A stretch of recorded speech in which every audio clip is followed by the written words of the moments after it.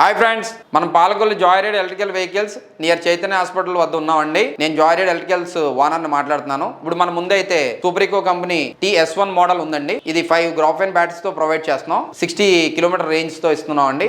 ఈ వెహికల్ వచ్చేసరికి no registration, no licence. అంతేకాదండోయ్, ఈ స్కూటర్ తో పాటు మీకు MI అల్ట్రా స్మార్ట్ టీవీ ఉచితంగా ఇస్తున్నాం. అంతేకాదండోయ్, ఇందులో స్మార్ట్ ఫీచర్స్ కూడా ఉన్నాయి.